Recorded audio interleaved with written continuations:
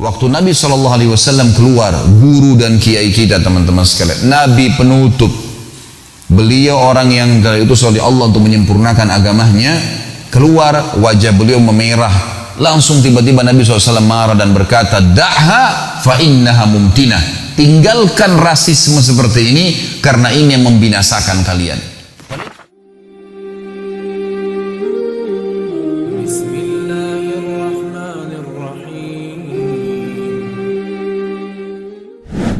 Teman-teman sekalian, Islam agama yang sempurna. Tidak ada rasisme dalam Islam. Tidak ada lagi dalam Islam itu tradisi kecuali Islam. Dua hal ini yang paling mendasar menonjol dari agama yang telah Allah turunkan. Tidak ada rasisme. Tidak ada saya Arab, saya suku, saya bule, saya Jawa, saya Bugis. Tidak ada dalam Islam. Habis semuanya itu. Rasisme tidak ada. Buktinya kita kalau sholat di saf pertama, di saf kedua, siapapun di sebelah kita, mau orang kulit hitam dari Afrika, mau orang Arab, mau orang Melayu, sama saja. Hukumnya berlaku sama. Dan sama syarat-syarat sholatnya. Tutup aurat, hadap kiblat, yang membatalkan sholatnya sama semuanya. Halal haramnya Allah berlaku. Haramnya mengkonsumsi babi bagi orang muslim di Indonesia, haram juga di Amerika, haram juga di Jazirah Arab. Nggak ada bedanya. Maka dalam Islam tidak ada rasisme, dan ini perlu digarisbawahi teman-teman sekalian. Jangan pernah munculkan rasisme sedikit pun, tidak boleh, haram dalam agama. Dalam sebuah riwayat sahih dikatakan, dan ini harus dibangkitkan, tidak boleh ada rasisme. Terus saya ulangi kalimat ini teman-teman sekalian, karena yang mematikan umat Islam justru kena rasisme. Saya dari suku ini, saya dari sini, kamu pendatang, saya orang di sini. Ini semua tidak ada dalam Islam. Semua ini buminya Allah, dan Allah membuat beragam suku, macam bahasa, ya, perbedaan fisik, paras wajah, warna kulit, ini untuk variasi kehidupan, agar orang-orang manusia ini sadar ada penciptanya Allah yang memiliki keajaiban yang luar biasa. Dalam sebuah riwayat sahih, renungi baik-baik riwayatnya teman-teman sekalian. Pernah satu kali habis sholat asar, ada seorang dari Ansar, dari asli orang Madinah, sahabat Nabi mulia. Selesai sholat asar, lagi ngumpul-ngumpul, ngobrol-ngobrol di depan masjid Nabi SAW. Lalu ada satu orang dari Ansar bercanda, cuman bercanda. Dia bilang sama teman-teman dari Ansar asli Madinah, yuk orang Ansar kesini yuk, kita kumpul-kumpul. Sama misalnya kalau orang lagi di Bali sini mengatakan, yuk orang Bali di sini yuk, kita kumpul, gitu kan. Lalu sambil bercanda, dan dia mengatakan, orang muhajirin gak boleh ikut-ikut ya. Ini pendatang nih, muhajir dari Mekah, jangan ikut-ikut ke sini. Tapi sambil ketawa gitu, bercanda. Teman-teman dari muhajirin juga melihat hal yang sama. Oh, bercanda nih. Ada satu orang bercanda mengatakan, hai orang-orang muhajirin kesini yuk, ngumpul-ngumpul. Ansar nggak boleh ikut-ikut ya. Sambil mereka tertawa-tawa gitu, senyum saja. Waktu Nabi SAW keluar, guru dan kiai kita teman-teman sekalian, Nabi penutup, beliau orang yang diutus oleh Allah untuk menyempurnakan agamanya, keluar wajah beliau memerah. Langsung tiba-tiba Nabi SAW marah dan berkata, da'ha fa innaha mumtinah, tinggalkan rasisme seperti ini karena ini yang membinasakan kalian. Padahal cuma bercanda sahabat, gak boleh, bercanda pun gak boleh, gak ada dalam Islam itu. Selesai, mau pendek, mau tinggi, mau dari suku apapun, mau cacat, mau sempurna, mau kaya, mau miskin, mau penjabat atau orang biasa, dalam Islam tidak ada perbedaan kecuali dengan ketakwaan. Dan sabda Nabi SAW masyhur, la farqa bainal arabi wa ajami illa bittaqwa. Enggak ada perbedaan antara orang Arab dan orang ajam kecuali dengan ketakwaan. Jelas. Firman Allah SWT juga mengatakan jelas sekali, a'udzubillahi minasyaitonirrajim, ya ayyuhan nas, hai sekalian manusia, inna khalaqnakum min dzakarin wa untha wa ja'alnakum syu'uban wa qabaila lita'arafu inna akramakum indallahi atqakum. Al-ayat. Hai sekalian manusia, kami telah ciptakan kalian dari laki-laki dan perempuan, tidak ada jenis kelamin yang ketiga, laki-laki dan perempuan saja. Dan kami menjadikan kalian berbangsa-bangsa dan bersuku-suku, beda bahasa, beda warna kulit, beda warna rambut, beda paras wajah, agar kalian saling mengenal. Kata para ulama, lita'arafu, makna yang paling tepat adalah agar kalian saling mengenal siapa pencipta kalian, Allah. Bukan hanya sekedar mengenal, menikah, berteman, bukan cuma sekedar itu, melihat keajaiban Allah. Sesungguhnya orang yang paling mulia di sisi Allah adalah orang yang paling bertakwa, yang paling patuh sama Allah, maka dia yang paling mulia.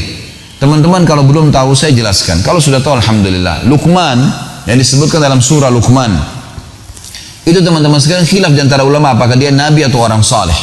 Tapi yang jelas disebutkan ciri Luqman dalam beberapa riwayat, orangnya dari padang pasir Afrika, kulitnya hitam pekat, badannya gemuk, orangnya pendek. Ini bukan aib bagi beliau, tapi Allah Subhanahu wa taala sebutkan namanya dan kekalkan dalam Al-Qur'an, gitu kan. Ini luar biasa karena ketakwaannya. Bilal alaihissalam Bilal radhiyallahu anhu dulu seorang budak Habasyah, diperjualbelikan, dipukul, dicambuk di Mekah, tapi setelah masuk Islam teman-teman sekalian dimuliakan oleh Allah.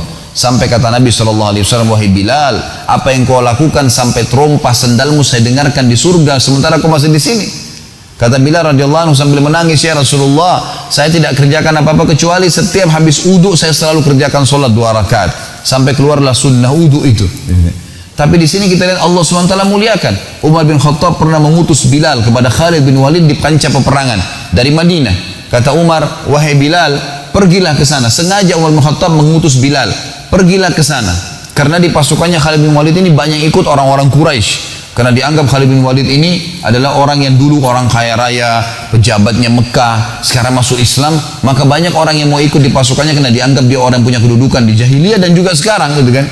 Mulailah muncul sedikit rasisme, muncul sedikit perasaan lebih baik, gitu.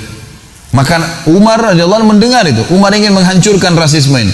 Dia utus Bilal dari Madinah. Kebetulan sampai informasi ke Umar radhiyallahu anhu bahwasanya Khalid bin Walid berkhianat dalam masalah ghanimah. Ada ghanimah yang disembunyikan. Padahal ini cuma dusta, fitnah.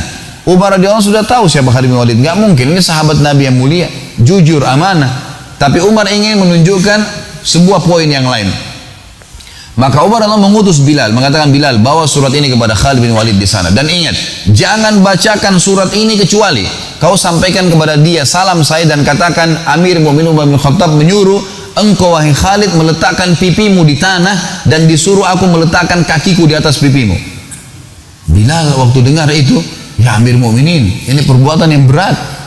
Khalid bin Walid disuruh letakkan pipinya di tanah lalu diinjak baru dibacain surat, itu nggak gampang. Gimana caranya? Dia juga bekas budak dulu di Mekah. Ya, ini. Maka kata Umar, pergi dan laksanakan tugas saya. Pergilah Bilal sampai ke sana ketemu dengan Khalid bin Walid lalu berkata, wahai Khalid, Amir Mu'minin bin Khattab menyampaikan pesan sebelum baca surat ini, kau harus letakkan wajahmu di tanah dan saya injak wajah kau sambil saya baca ini.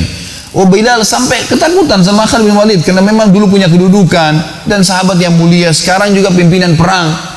Maka Bilal kaget dengan imannya Khalid radhiyallahu anhu majma'in, sahabat yang sudah tertanam Islam dalam hatinya. Apa kata Khalid? Wahai Bilal, kerjakan itu. Dan itu benar dalam agama Islam. Jadi dia memang Khalid bin Walid juga sudah mencium di pasukannya ini ada sedikit muncul rasisme. Oh ini kita dari Quraisy nih, berarti kita lebih hebat gitu. Maka Khalid bin Walid keluar memegang tangan Bilal sambil berkata, wahai pasukanku, Bilal, sahabat Nabi yang mulia dan tidak ada lagi rasisme dalam Islam, telah diutus oleh Amir Mu'minin untuk memastikan apakah saya berkhianat dalam ghanimah atau tidak dan bertanya kepada saya. Dan pesan Amir Mu'minin Umar bin Khattab agar saya meletakkan pipi saya di tanah dan disuruh Bilal menginjaknya sambil membacakan risalah Amir Mu'minin. Maka Bilal akan melakukan dengan izin saya, maka tidak boleh ada yang marah dengan dia. Khalid bin Walid pun di tengah lapangan luas, di kancah peperangan, di tengah-tengah pasukannya meletakkan pipinya di tanah sambil mengatakan, Bilal, letakkan kakimu. Diletakkan di atas pipi baru dibacakan suratnya Umar bin Khattab. Ditanya, wahai dari Amir Mu'minin Umar bin Khattab kepada ya pimpinan perang Khalid bin Walid, apakah benar sampai kepada saya berita kau berkhianat dalam ghanimah? Jawab iya atau tidak. Maka Khalid mengatakan tidak, tapi sambil diinjak pipinya oleh Bilal radhiyallahu anhu majma'in. Maka pada saat itu pun Bilal mengangkat kakinya dan mengatakan, berdirilah hai Khalid dan semoga Allah memuliakanmu. Tapi kita lihat teman-teman sekalian, bagaimana para sahabat memang menghancurkan rasisme. Ingat, sedikit muncul dalam hati lawan ini yang menghancurkan Islam. Karena tidak ada perbedaan teman-teman. Anda pergi ke Afrika, tetap azan duhur, sholatnya duhur sama. Anda pergi ke Jazirah Arab sama. Tuhan kita satu, kiblat kita satu, Nabi kita satu, Quran kita satu. Kenapa harus ada perselisihan? Nggak ada perselisihan sebenarnya, semestinya nggak ada perselisihan. Dan perlu diperbaiki teman-teman sekalian, hadis yang sering disampaikan, mohon maaf, bahkan kadang-kadang dengan sebagian dai kita, ikhtilaf ummati rahmah. Ini hadis dusta, maudhu, bohong. Tidak pernah Nabi SAW sampaikan. Anda kembalikan ke buku-buku hadis, masuk dalam maudhu'at, hadis dusta. Masa Nabi SAW mengatakan ikhtilaf umatku rahmah? Dari mana ini? Berarti kita disuruh berselisih dong kalau gitu. Mana dengan hadis-hadis Nabi yang sahih yang menyuruh kita bersatu, menyuruh kita, kata Nabi SAW, orang mukmin seperti satu taman, saling menyatukan pohonnya satu sama yang lain. Orang mukmin seperti satu jasad, kalau luka sedikit maka akan seluruh badannya merasa demam. Itu kan hadis persatuan semuanya. Lalu kenapa kok bisa ada hadis yang seperti ini? Seakan-akan disuruh berselisih. Ini nggak mungkin teman-teman sekalian. Jadi harusnya kita paham, kita harus punya satu kesepakatan dan sudah ada rujukan Al-Quran dan Sunnah. Kalau ada ulama berselisih pendapat tentang masalah furu'iyah, cabang-cabang yang memang dari dalil mereka berselisih pendapat dalam masalah itu, maka biarkan orang memilihnya. Dan kalau seorang penuntut ilmu mau baik, maka dia memilih dalil-dalil yang paling kuat tentunya. Kecuali kalau tidak ada dalil, baru kemudian kita menolaknya. Jadi mesti difahamin, hati-hati dengan rasisme.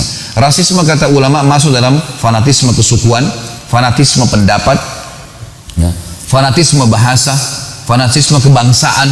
Ini semua berbahaya karena Islam tidak punya batas negara. Dimanapun kita masuk maka kita akan sama.